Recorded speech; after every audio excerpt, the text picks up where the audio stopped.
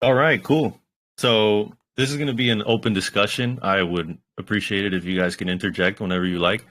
Um, we're going to have a nice little fundamental rundown on what the Elliott Wave Theory is, and I've done you guys the favor of creating a little presentation. It's going to be very short, but it's just enough to get you up to speed with how this thing works. So off the rip, what is Elliott Wave Theory? And pretty much, it's just a way of categorizing wave structure to give you a idea of the market direction, as well as where the market is currently positioned. So there are some disclaimers I want to make sure you guys are aware of, which is that there is a directional bias. This is true of almost any indicator that you use. If you are a perma bull, you're going to draw Elliott wave scenarios that reflect your bias. It just is what it is. So one of the ways to remedy this is to follow the strict rules outlined in the Elliott Wave Theory documentation, which I will forward over in the next slide. So you follow those rules, and the less of them that you break, the more accurate that your results will be. Additionally, you want to make sure that you're using Fibonacci tools. A lot of these more complicated patterns really require you to use the Fibonacci's as confirmations. So let's move on from this. I'm going to show you guys some resources. Number one, we have the Elliott Wave Principle book. This is a super detailed textbook. It's hundreds of pages that give you all the rules. I also have a cheat sheet that I've shared in the Telegram a few times that has really helped me get up to speed. And additionally, there's a website here. It's elliottwave.com, which you can use. So I'm going to share all this stuff later when we're done. All right. So who's the guy, man? Who's the guy that made this? It's this motherfucker right here. This is Ralph Nelson Elliott, some giga nerd that made he noticed some patterns in the Elliott Wave Theory. In the markets, and he called it his theory. Now,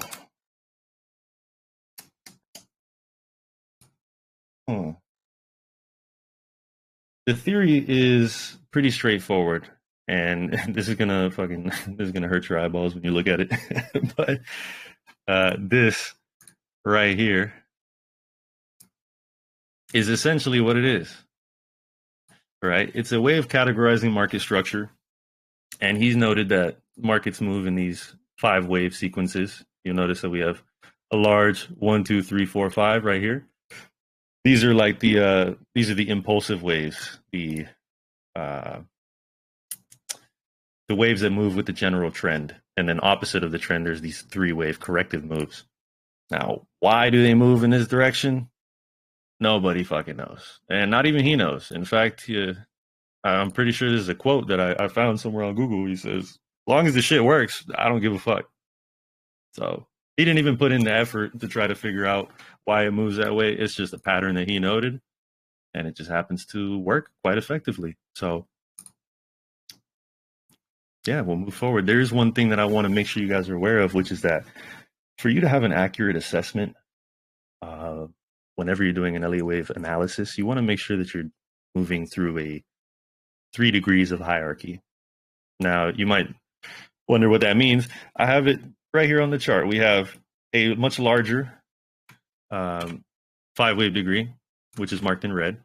And then we have the yellow one, which is another smaller degree of 5 waves and 3 waves that make up these first 2 waves. And then even smaller in white, we have the smaller 5 waves that make up this whole little shit. It's a lot. So in total, you're gonna, like, at the minimum, to achieve a 3 degrees of hierarchy, you're gonna have to count about 89 waves, and that's at the minimum, assuming that everything is perfect. You're getting 5 waves up every single impulse, and you're getting 3 waves down every single correction. Sometimes there are corrections with 6 waves. Sometimes they have 9. And so at the very minimum, you're going to be counting 89 waves. That's just a little fact. It doesn't really matter that much. So I'm going to move on. Next up, we're going to start with some classifications. We're going to be talking about motive waves first, which are these 5-wave moves that you've seen before. And I'm going to draw them out here for you. So number one, we have impulses. And I'm going to draw these nice and big because we're going to get deep on this. Now, this is just going to be a fundamental overview, once again, because there are so many rules that even I'm not up to speed with all of them, unfortunately. So we're going to miss a few things. Those resources that I'm going to provide you will be a great way for you to figure this stuff out on your own. There's two types of waves. There's diagonals and there's impulses. And these make up the waves that follow the general trend. And now, you could already tell just from looking at them that there's a slight difference. And number one being this. An impulse never has a corrective wave 4 that breaches the top of wave 1. That's a big thing right there. When you're doing a diagonal, or when you notice a diagonal, you'll notice that the wave 4 definitely crosses the top of the wave 1. And who knows why this is. I think it's possibly just a function of market psychology, how there's a bit of apprehension in the move. And oftentimes you'll note that, or Elliott himself has noted that whenever you have a much larger impulse that's developing, this first wave will oftentimes be that diagonal. And the reason for that is because there's probably some like insecurity in the market. People aren't really sure if the trend's going to continue. And so going forward with that, there's this little note that I have here, which is that if wave 1 is a diagonal, then wave 3 is likely to be extended. So if you take this wave 1 and you extrapolate it to a much larger wave 2, then this wave 3 that comes up is going to be much more extended, which is something that we are noticing on Bitcoin right now, which is very interesting. But let's get back into it. So inside of each one of these waves, you'll notice that I have a small little text right below the name here. It says 53535. That just lets you know that the internal of each of the first wave has to be a 5, another impulse. The internal of the wave 2 has to be a 3, which is a correction, and so on and so forth. You repeat that the whole way. Diagonals are slightly different. Diagonals, they tend to be 333. Where it's just corrections the whole way up. This is why they can be quite difficult to categorize because they just look like pretty corrective patterns, and it can be quite difficult. So, and that aligns quite well with that market psychology theory of how people are just insecure with the general trend as it's developing. So, another thing with diagonals is that they only appear on the first and the last wave of any impulse. So you can have a diagonal that's doing one of these. Sorry, I drew that wrong. A diagonal is doing one of these. There you go. But you can't have a diagonal right here. It just doesn't work. It has to be either on the front, the first wave, or on the 5th wave. This would be a leading diagonal, and this right here would be an ending diagonal. And those ending diagonals typically show up after an extended wave 3. It's kind of like I don't have the exact words on it, but it has to do with the fact that the market moved too fast, too quickly, and so it's just like diminishing, which ends up creating those like ending diagonal patterns. So there's one more thing that I want to show up here, discuss here, which is the law of alternation. I spoke about this in a recent video I made, but it's a rule worth reiterating, and I learned a decent little bit about it again recently. So the law of alternation states that the corrective waves of any impulse have to be different every time. I don't think it applies to diagonals, but that's something I'll have to look up. But what that means is that this wave 2 and this wave 4 can't be the same type of wave. I just refreshed my chart. And so what that means is that, let me just get back here. Yeah, look at that. All right, cool. So these two corrections have to be different from each other. And typically the first correction is the most sharp one. The reason for that is because it's the most insecure one. Whenever you're beginning a new trend, it's much more likely for it to correct sharply to the downside as people are trying to like short the top, and investors aren't too confident of the fact that it's going to create a continuation to the upside. And so you end up oftentimes getting a sharp correction right here. On this fourth wave, it tends to be more of like a flat correction or a triangle correction, something that's more shallow. It doesn't come as deep as the first one. And that's because the trend is already established. So that's something to be aware of. And it's happening on Ethereum right now, where I've noted, I previously noted that there was a shallow correction on Ethereum happening on the second wave, which is possible, but it's much more likely that it's a sharp one than a shallow one, which means we get a much larger wave 5 at the end, which is cool. So that, for the most part, should cover impulses. They're the most simple wave, the easiest one to categorize, because they just do this. They just go straight up. So it's super easy to look at them and figure out that it's an impulse. So I'm going to move on from that and go to corrections now. This is where things get a bit complicated, because corrections are what make this market a tough cookie to deal with. So corrections, you're going to notice very quickly that they're quite similar to impulses. The only difference is that they have 3 waves. But the reason why I say that they're similar is because within those 3 waves, you're going to see 5-wave moves.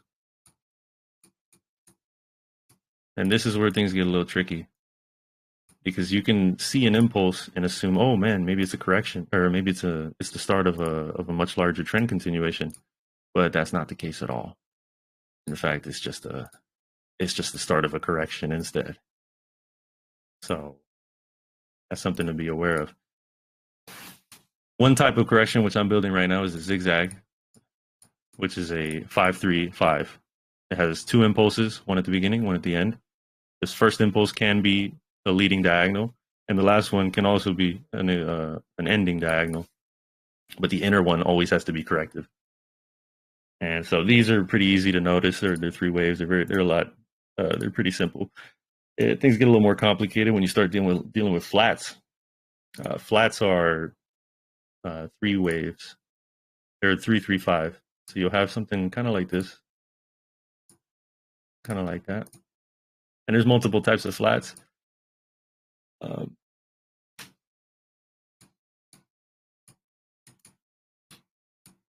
going to draw this out for you real quick. See, they move in 3 waves.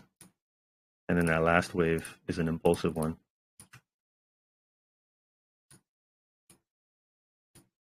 It's like that. And so this flat that I just drew here, this one is, so there's expanded flats, and there's, what's the other one? I'll get it for you right now, I got you. I want to make sure I do this right. There's 3 types of flats. There's a running flat. A flat typically will extend past the starting beginning of the first wave. So it'll extend out about 105 degrees. Let me make sure I get that for you. 105% past, at the very least. If it crosses that, you can categorize it as a flat. And so where the C leg ends is what determines what type of flat it is. If it's an expanded flat, then it will cross the A wave and go much higher up. And these typically are very extended, impulsive C legs on expanded flat. A running flat is one that ends below it, like that, which they're a lot more rare, but sometimes you see it. Moving forward, we have the triangles. Triangles are quite a difficult one to catch, but you see them quite often in the cryptocurrency markets, where they're kind of moving in this very flat triangular way. And there's 2 types of forms. there's these condensing ones, which that's not the right name for it, but it's a contracting triangle. That's what it is. And then you have the other triangles, which are expanding this. These are the type of things that you'd see on a wave 4 of 5, these type of corrections. And these are made up of purely corrections on the inside, straight 3s, ABCs, the whole way through. Nah, fuck that up. All right. And now here's the freaky part, is the combinations. The combinations get a little wonky, and I'm gonna show you real quick what this is. Combinations are you taking any one of these 3 and fitting them together with each other, especially if it's like a double 3. Let me get this out the way. Ooh. So when you're dealing with a double zigzag, it's pretty much self-explanatory, but you have this. These are the ones that are categorized as WXYs. And these just have zigzags on the inside. So you have these ABCs on the middle, categorizing each wave. Simple enough.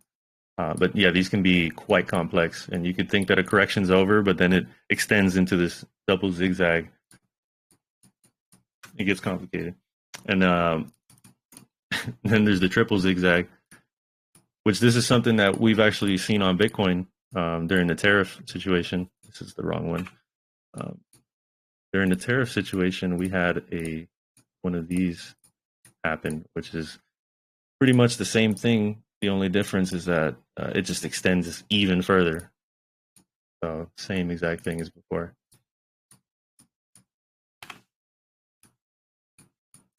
You just copy these zigzags the whole way through. And then the double 3, that is any combination of these. So it'll usually be 2 zigzags together. So you'll have a ABC with an ABC, and then you have a flat at the end, for example.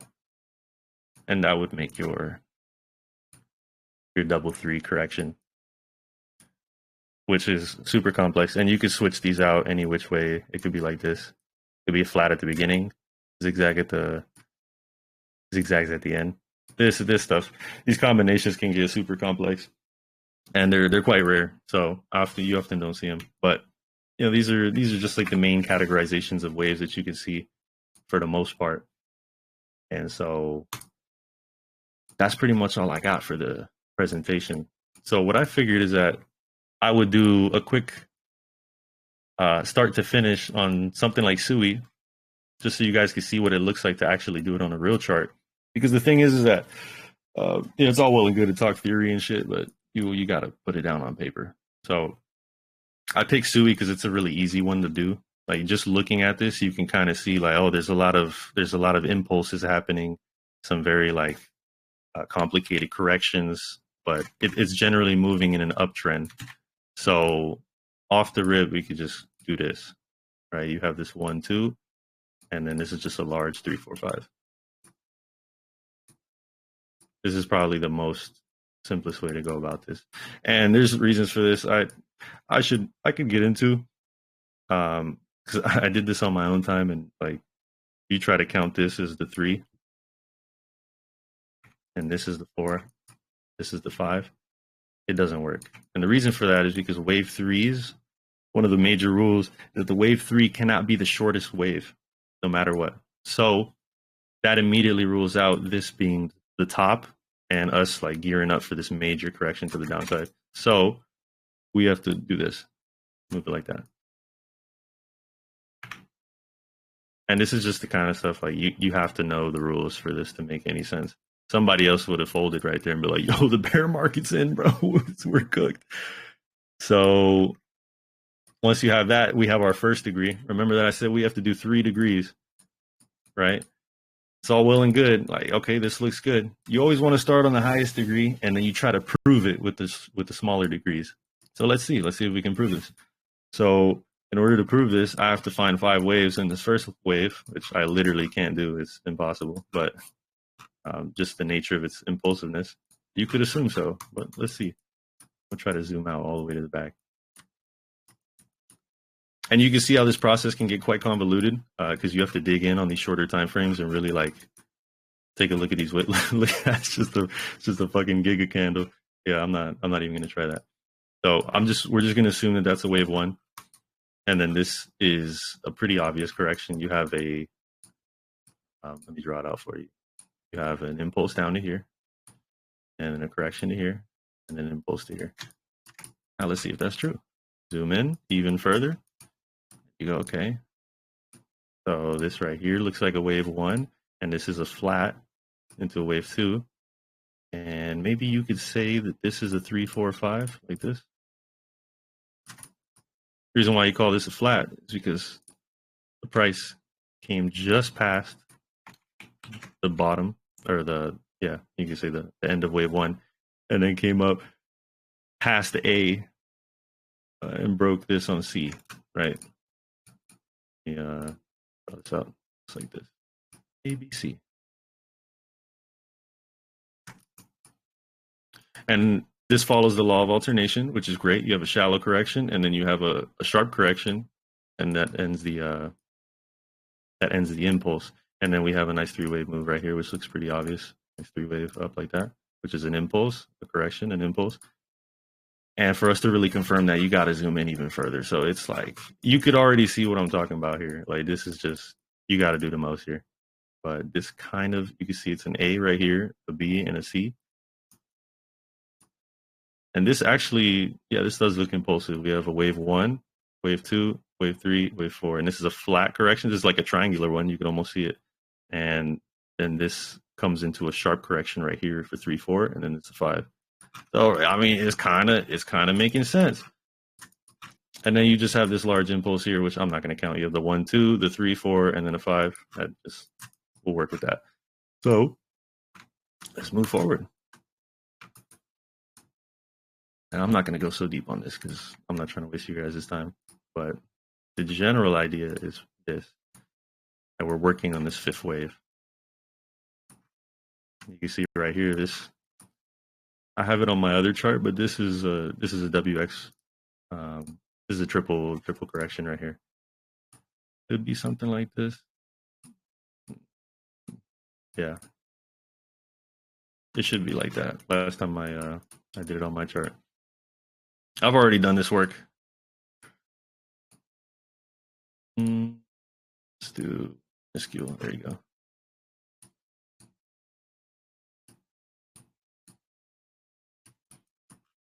So you can kind of see what we're working with here. It's the structure is validating itself little by little. For you to actually like really confirm this, you got to dig in on every single wave and make sure that it all adds up. And if it does, which it has on my charts, then the next logical thing is that we're working in this very simple 1, 2 right here, which would lead to 3, 4, 5. And then we have a smaller 1, 2, leads to 3, 4, 5 right here. A minuscule. And now I'm kind of digging into a fourth degree, an even smaller degree right there to be able to validate this. But this already gives us the necessary blueprint to have an idea of where we're at in the structure, which is calling for this pretty impulsive move up to about we'll have to use the fibs to confirm this, but somewhere around this $6-8 region. And part of the fibs that you could use is the trend-based fib extension. Whenever you take a trend-based fib extension to 1, 2, of every 1, 2, the wave 3 typically ends at the 1, 6, 1, 8, which seems to match up here quite a bit. But actually would push even further out like this. So if that's the case, then we actually get this even bigger wave 3, which you would take from this right here.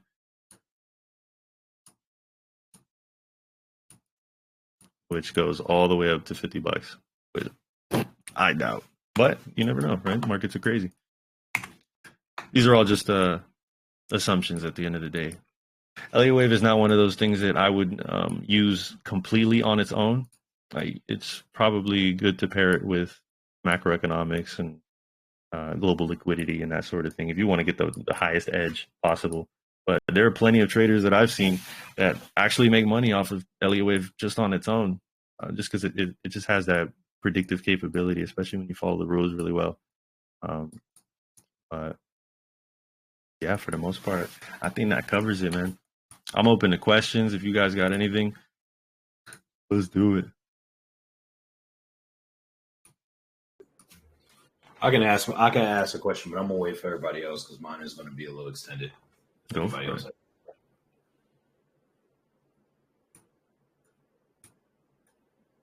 Because yeah, man, this stuff gets complicated. So can you hear me? Absolutely. Can you do that on XRP? Because XRP has a disgusting chart, and yeah, it does. I don't know yeah. how to do that. Yeah. You see, this is why I chose CEWA, because XRP is a lot uglier. It's got the way we have it categorized as a huge triangle. So I can show you the finished chart. That'll probably be better. Oh, maybe that's not it. XRP Bitstamp potentially. No, I don't have it saved. Could be that I deleted it, which would be pretty sad. But let me see. I'll try to look for it real quick. I'd fully done it for XRP for. Could be crypto. That's a good chart, though. I like that. Nice history on it. But yeah, we'll do it together. So you could already see, well, I could already see. What do? We always start from the top, right? From the highest degree. So we have this 1, 2. We have the 3, 4, and a 5. Now, why did I put it here? I got you.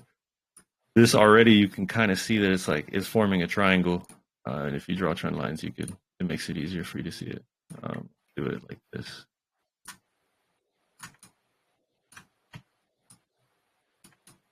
So the triangle for this is an A, I guess, a B, a C, a D, and an E.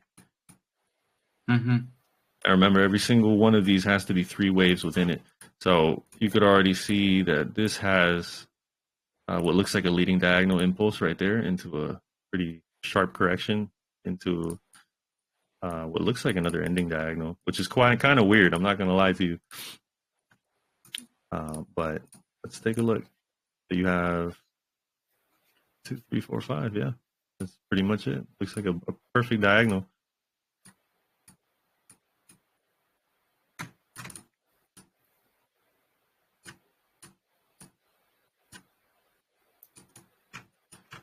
And then this one is just a quick little ABC. You could just see it. It's a 3-wave. 1, 2, 3, just like that. I see you practiced a lot. Bruh, you don't even know, dog. Right. You're doing this shit all day, man. Yeah, I see. You did your homework for A+. Not gonna lie. I appreciate you. Luther looking at this and he about to go to work now. He like,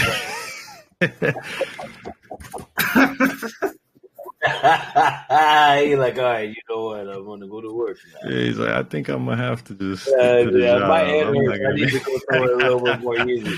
Yeah, because this charting is buns, man. Luther, like, just tell me when to buy. Where price go to? Can I long 50x? Can I long 50x or short 50x? I don't know.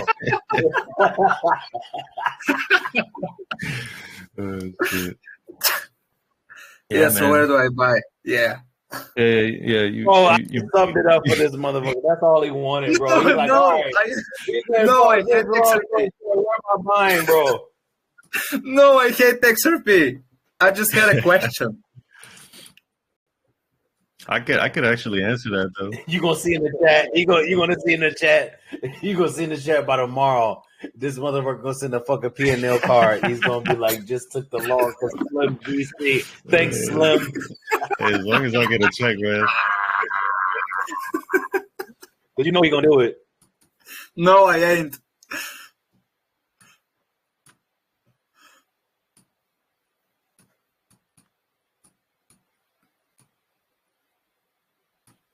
So we're working in a 1-2 right now, which is the best time to buy, by the way. I think this man, he's waiting for the setup. I got. Bro, No. you shouldn't have said this is the best time to buy this motherfucker. What's long right He here? ain't got no chart lined up, bro. He don't got no chart lined up, bro. He like, okay, entry now. Entry now. Slim say buy, I buy.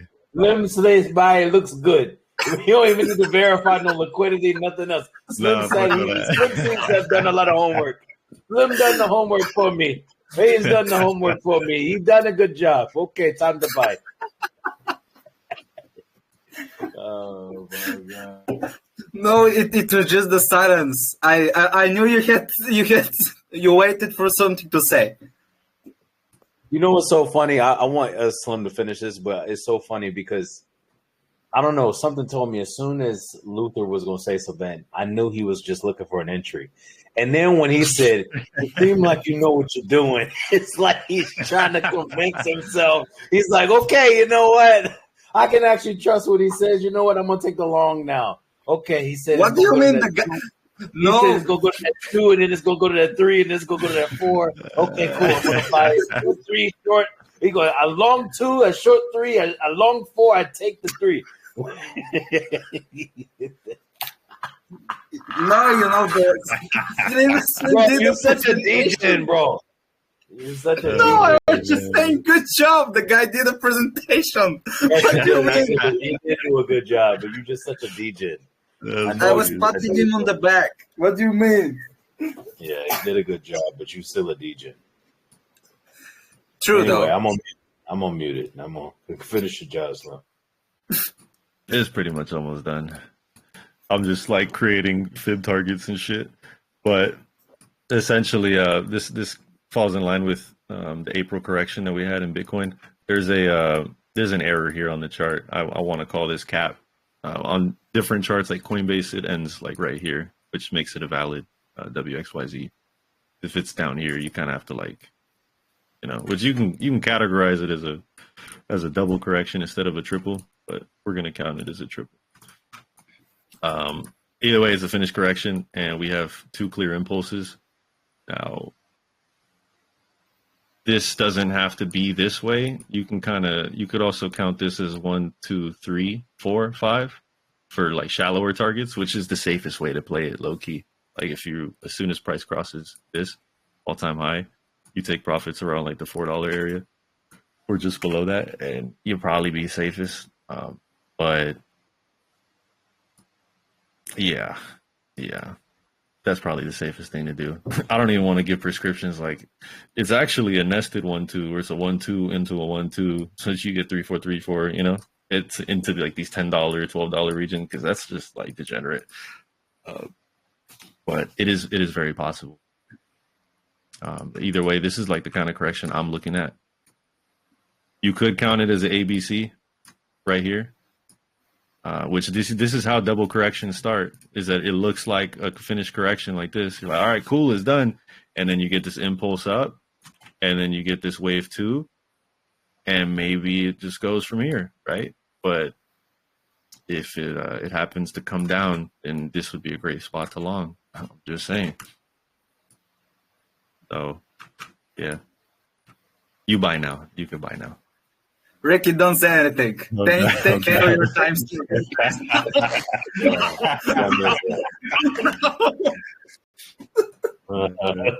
Yo, Luca laugh so funny.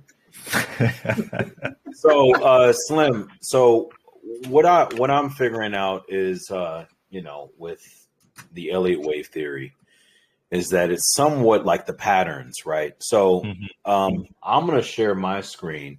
Right, and I'm going to give like an example. Let me see if I can share mine. Okay, so it says this will pin your screenshot. Okay, hold on.